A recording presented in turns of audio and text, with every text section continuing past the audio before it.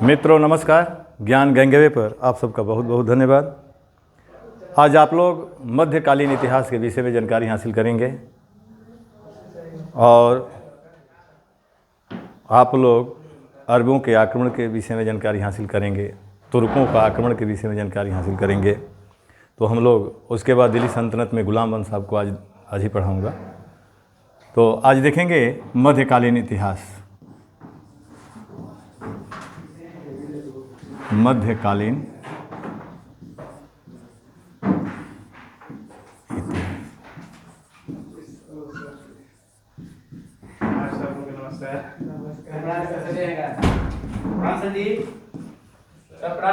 नमस्कार। मध्यकालीन इतिहास में आज पहला पॉइंट में अरबों का आक्रमण देखेंगे। भारत पर अरबों का आक्रमण।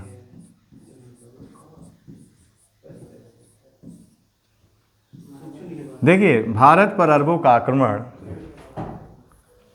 712 ईस्वी में मोहम्मद बिन कासिम के नेतृत्व में हुआ था और वह सिंध पर आक्रमण किया था। और उस समय सिंध का शासक दाहिर था।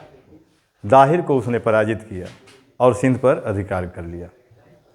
अरबों का आक्रमण का मुख्य उद्देश्य भारत पर भारतीय धन दौलत को लूटना था, यानी भारतीय संपत्ति को लूटना था और भारत में इस्लाम का प्रचार प्रसार करना था।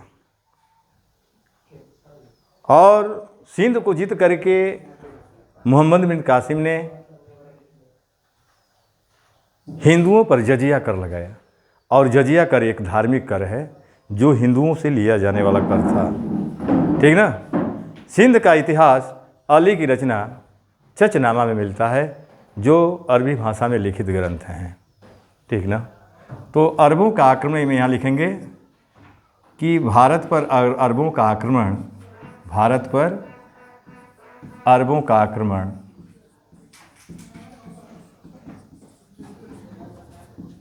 712 ईस्वी में 712 ईस्वी में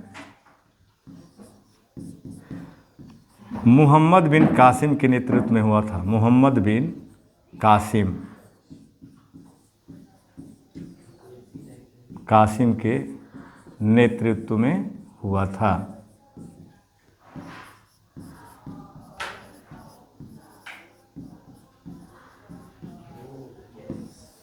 कासिम सिंध पर आक्रमण किया था।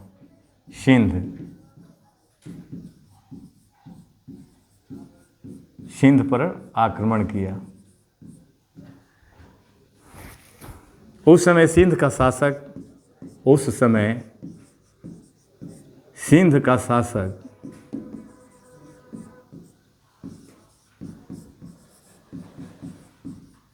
दाहिर था। सिंध का शासक कौन था? दाहिर था, यानी दाहिर था। उसने दाहिर को पराजित किया।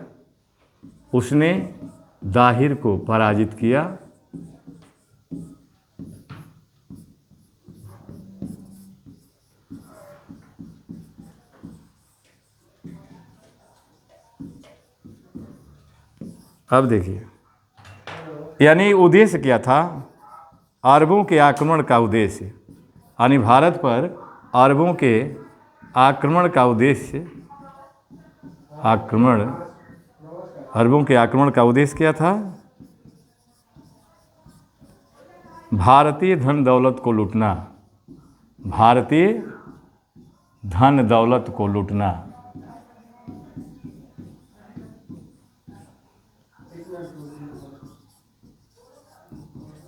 था, ठीक ना। ये तो पहला कारण था। और भारत में इस्लाम का प्रचार करना, और भारत में इस्लाम का प्रचार करना, इस्लाम का प्रचार करना, ठीक ना।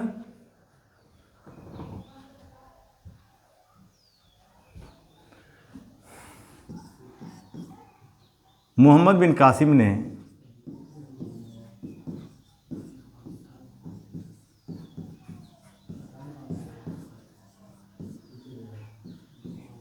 हिंदुओं पर जजिया कर लगाया, हिंदुओं पर जजिया कर लगाया।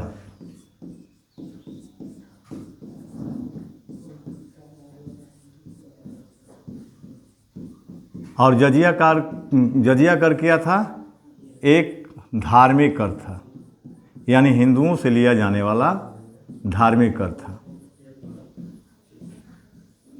सिंध का इतिहास कहाँ मिलता है? सिंध का इतिहास चचनामा में मिलता है। अली की रचना, अली की रचना चचनामा। और चचनामा जो देख रहे हैं ग्रंथ, ये अरबी भाषा में लिखित ग्रंथ है। किस भाषा में? अरबी भाषा में। कहाँ का इतिहास मिलता है? सिंध का इतिहास इसमें मिलता है। किसकी रचना है? अली की रचना है। अब देखिए, ये अरबों का आक्रमण सिंध पर था, शासक दाहिर था, दाहिर को पराजित किया, जजिया कर लगाया, धन संपत्ति को लूट कर ले गया। अब अरबों के बाद तुर्क आक्रमण करते हैं भारत पर। कौन आक्रमण करता है? तुर्क। भारत पर अब देखेंगे दूसरा पॉइंट, भारत पर तुर्कों का आक्रमण। भारत पर तुर्कों का आक्रमण।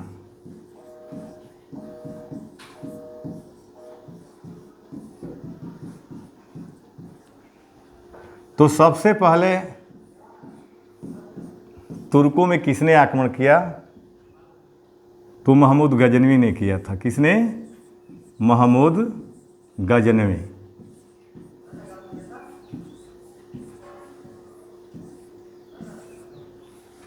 अब देखेंगे कि ये गजनी का शासक था भाई, लेकिन गजनी साम्राज्य की स्थापना किसने किया उसके विषय में हम पहले जानेंगे, उसके बाद मोहम्मद गजनवी के विषय में जानेंगे। देखिए 932 ईस्वी में, 932 ईस्वी में अल्पतगीन नामक एक तुर्क सरदार ने गजनी साम्राज्य की स्थापना किया था।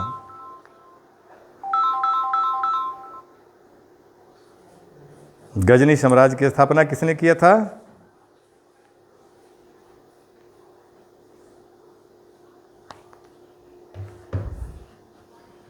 नौ सौ 32 ईस्वी में एक अल्पतगीन नामक, अल्पत, यहाँ ध्यान दीजिएगा, अल्पतगीन नामक तुर्क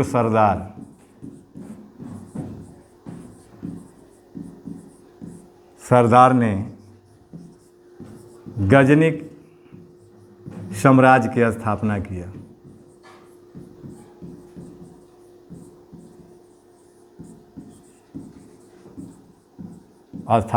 था। अब इसके मरने के बाद, इसकी मृत्यु के बाद इसका गुलाम और दामाद सुबुक्तगीन 977 में गजनी का शासक बना था। ठीक ना? यानी इसकी मृत्यु के बाद इसका गुलाम, किसका? अल्पतगीन का, इसका गुलाम और दामाद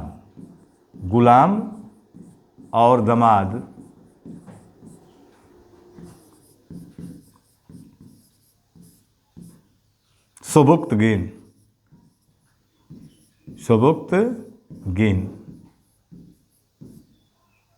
977 ईस्वी में गजनी का शासक बना था।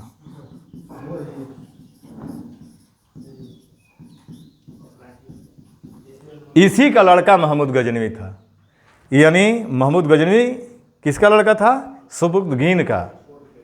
अब जब ये इसकी मृत्यु हो गई तो 998 ईस्वी में महमूद गजनवी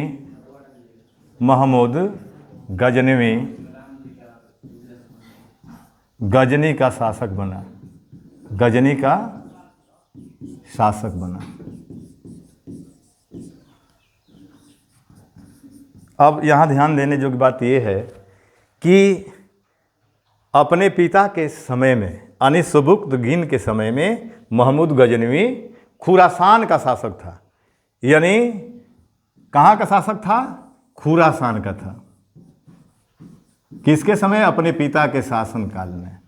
जब वो गजनी का शासक सबुक्तगीन था तो उस समय वो खुरासान का शासक था। लेकिन इसके मरने के बाद 998 ईस्वी में महमूद गजनवी गजनी का शासक बना। अब महमूद गजनवी भारत पर 17 बार आक्रमण किया था और 1000 ईस्वी में वो पेशावर को जीता था और 1001 ईस्वी में उसने मुल्तान कह रहा हूँ, पंजाब के हिंदू शाही वंश के शासक जयपाल को पराजित किया और हारने के बाद जयपाल अग्नि में कूदकर अपनी आत्महत्या कर लिया। 1008 में वो नगरकोट को जीता और थानेश्वर के चक्रस्वामिन की मूर्ति को उसने गजनी भिजवा दिया था।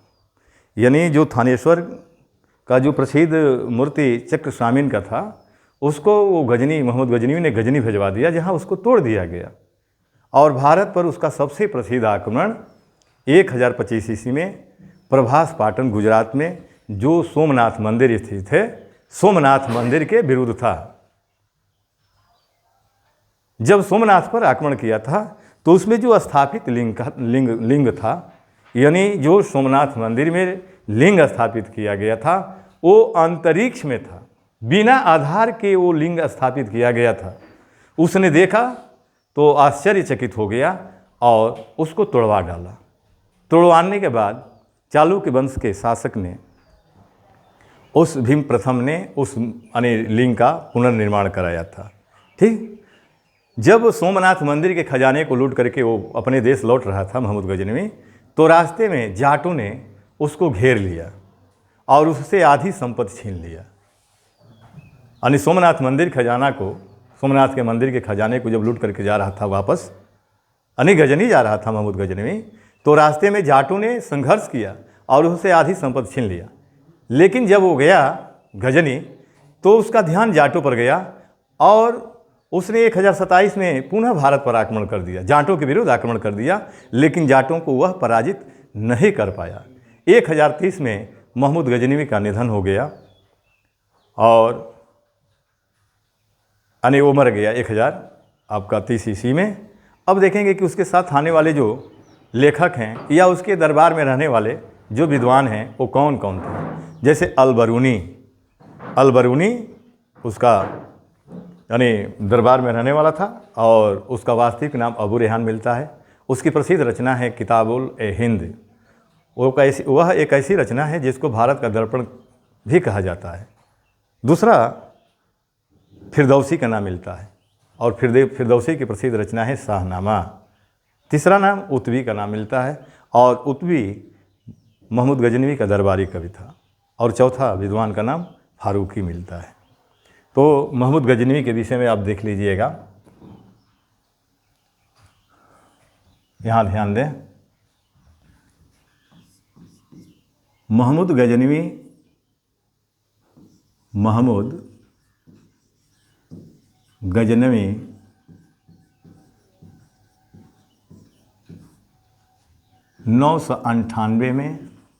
998 ईस्वी में गजनी का शासक बना। गजनी का शासक बना।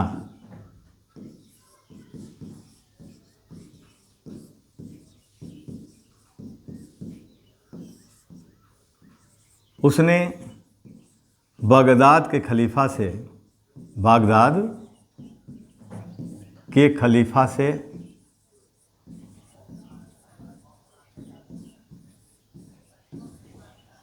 यमीन उद दौला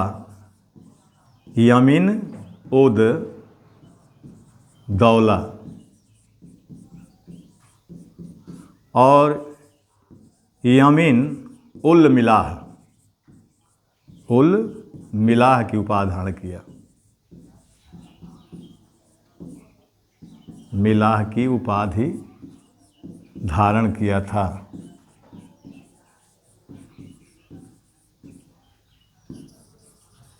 यानी वो दो उपाधियाँ धारण किया था, यमीन उद दौला और यमीन उल मिलाह। किससे? बगदाद के खलीफा से। महमूद गजनवी को विश्व का पहला सुल्तान माना जाता है, ये भी जानते रहिएगा। और अगर भारत का पहला सुल्तान पूछेगा तो इल्तुतमिश हो जाएगा, क्योंकि सुल्तान पदवी धारण करने वाला पहला वानी वो शासक है इल्तुतमिश। और विश्व में पहला सुल्तान पद अगर पूछेगा तो महमूद गजनवी हो जाएगा। ठीक, तो उसने बगदाद के खलीफा से यमीन उल दौला यमीन उल मिलाह की उपाधि धारण किया। सुल्तान पद धारण करने वाला, ये इसको भी लिख लीजिए, सुल्तान पद धारण करने वाला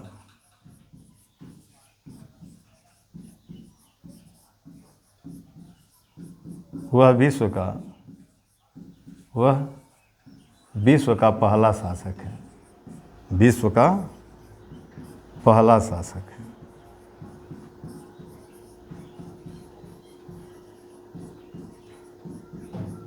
ठीक ना।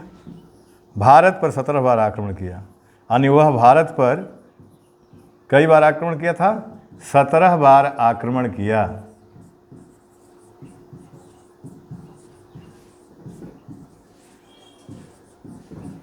एक 1001 ईस्वी में उसने 1001 ईस्वी में पेशावर को जीता। यहाँ ध्यान दीजिए, पेशावर को जीता, नहीं 1000 ईस्वी में, यानी 1000 ईस्वी में उसने पेशावर को जीता। 1001 ईस्वी में पंजाब के हिंदू शाही वंश के शासक, हिंदू शाही वंश के शासक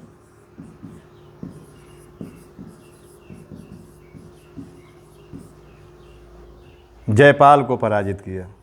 किसको? जयपाल को।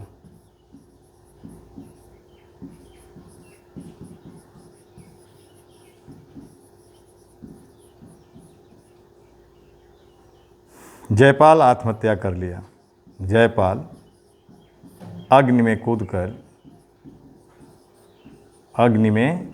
कूदकर आत्महत्या कर लिया।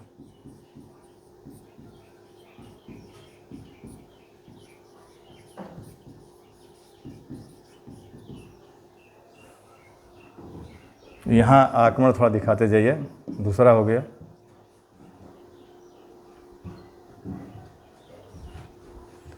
एक 1008 ईस्वी में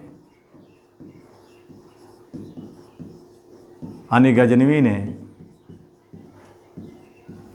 नागरकोट पर आक्रमण किया था। नागरकोट,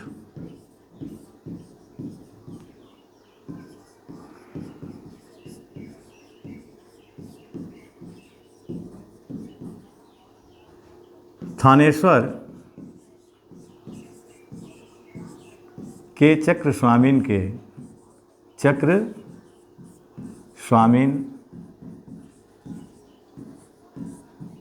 की मूर्ति को गजनी भेजवा दिया, जहां उस मूर्ति को तोड़ दिया गया। उस मूर्ति को तोड़ दिया गया।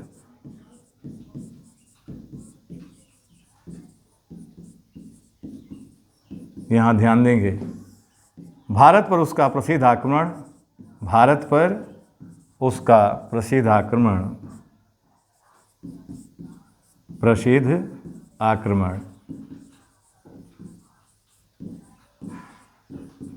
1025 ईस्वी में प्रभास पाटन, और प्रभास पाटन कहाँ है? गुजरात में है। गुजरात स्थित सोमनाथ मंदिर के ऊपर था। सोमनाथ मंदिर।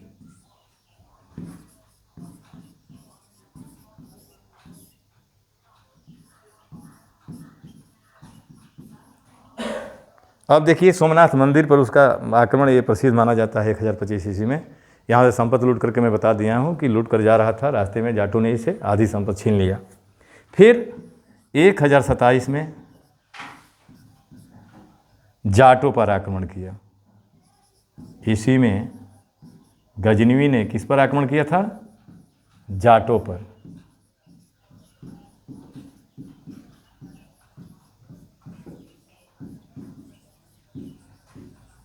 आक्रमण किया, लेकिन वह जाटों को पराजित नहीं कर पाया। लेकिन जाटों को पराजित नहीं कर पाया।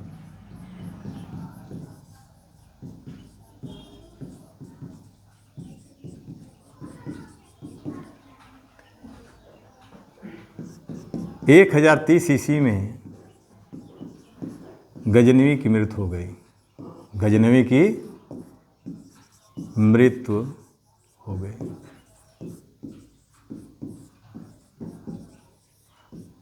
अब देखिए आने वाले जो इसके साथ विद्वान हैं, यानी अल-बरूनी है, अल-बरूनी, और इसकी प्रसिद्ध रचना है किताब-उल-हिंद, किताब-उल-हिंद। और इस रचना को भारत का दर्पण कहते हैं। क्या कहते हैं? भारत का दर्पण। दूसरा विद्वान फिरदौसी है, फिरदौसी। और इनकी प्रसिद्ध रचना है शाहनामा, शाहनामा। तीसरा विद्वान का नाम उतबी है। उतबी गजनवी का दरबारी कवि था, गजनवी का दरबारी कवि।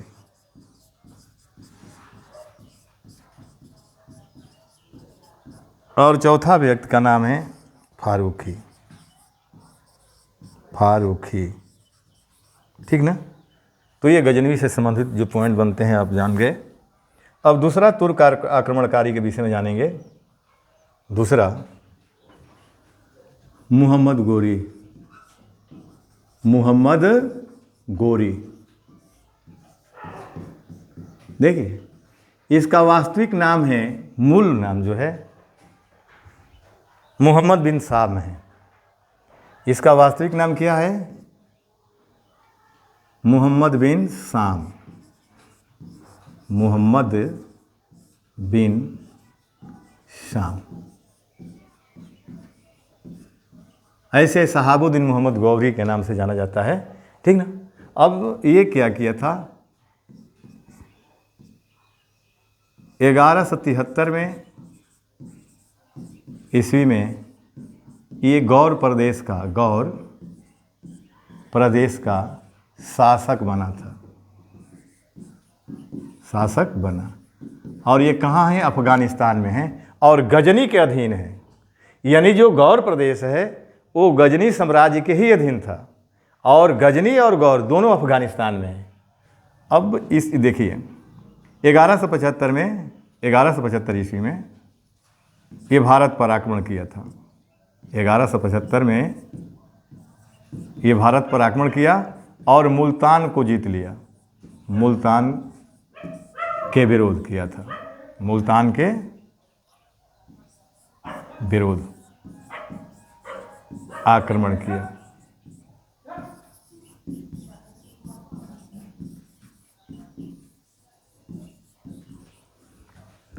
ग्यारह सौ अठहत्तर ईस्वी में पाटन गुजरात पर आक्रमण किया। पाटन, पाटन कहाँ है? गुजरात में है। गुजरात पर आक्रमण किया। कौन? मुहम्मद बिन गोरी या मुहम्मद बिन शाम, गुजरात पर आक्रमण किया।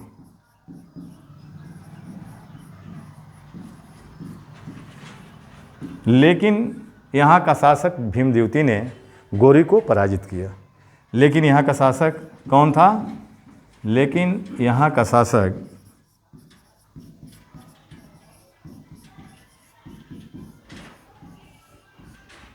भीमदेवती ने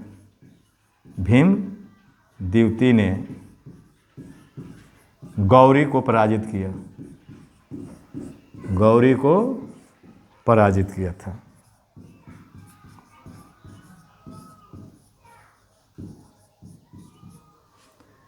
अब इसके द्वारा भारत में जो लड़े गए युद्ध हैं, मोहम्मद गौरी द्वारा लड़े गए भारत में युद्ध कौन कौन है? तो तराइन का प्रथम युद्ध है, तराइन का द्वितीय युद्ध है, चंदावर का युद्ध है।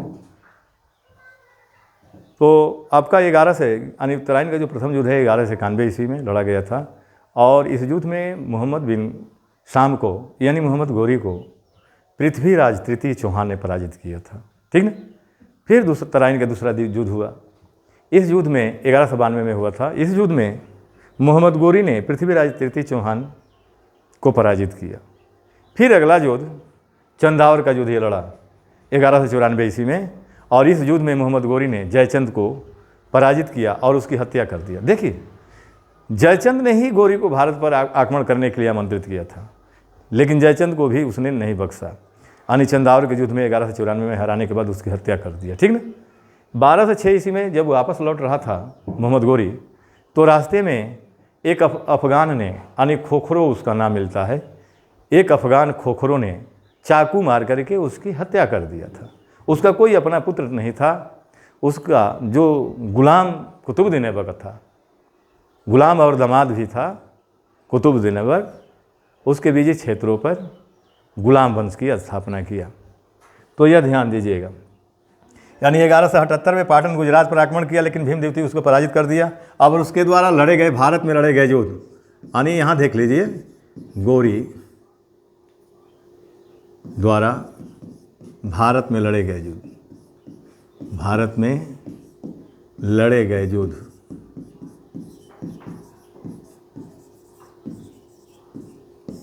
पहला तराइन का प्रथम युद्ध, तराइन का प्रथम युद्ध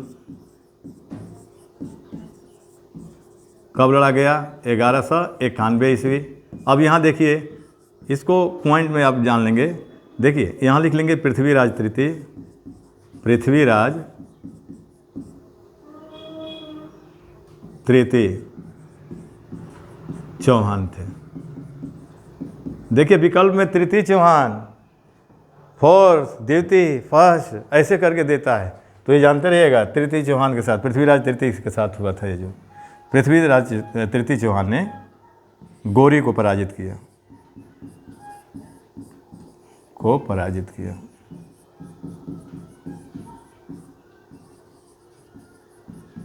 अब दूसरा युद्ध जो है तराइन का द्वितीय युद्ध है, तराइन का द्वितीय युद्ध। और ये कब लड़ा गया? 1192। तराइन कहाँ है? हरियाणा राज्य में है।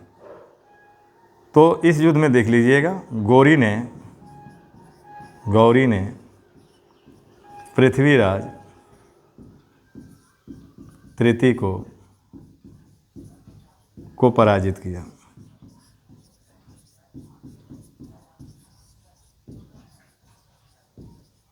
ठीक ना। अब अंतिम युद्ध जो है, यहाँ देख लीजिए, चंदावर का युद्ध है। तीसरा युद्ध चंदावर का युद्ध।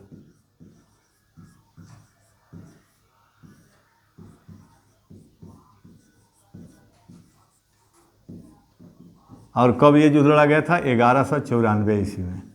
1194 ईस्वी में इस युद्ध में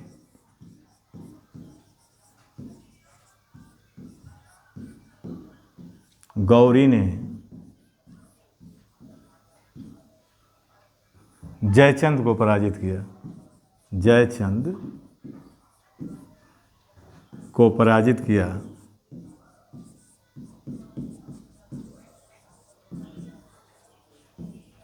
और उसकी हत्या कर दिया, और उसकी हत्या कर दिया।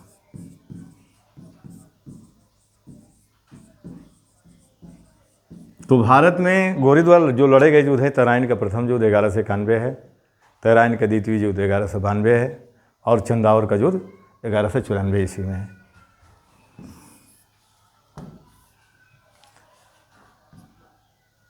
बारह सौ छः ईस्वी में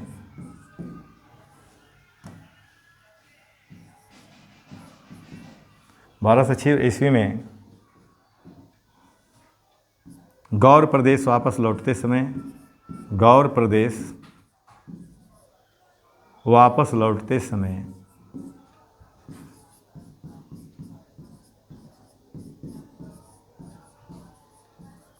खोखरों ने चाकू मारकर गौरी की हत्या कर दिया। गौरी की हत्या कर दिया।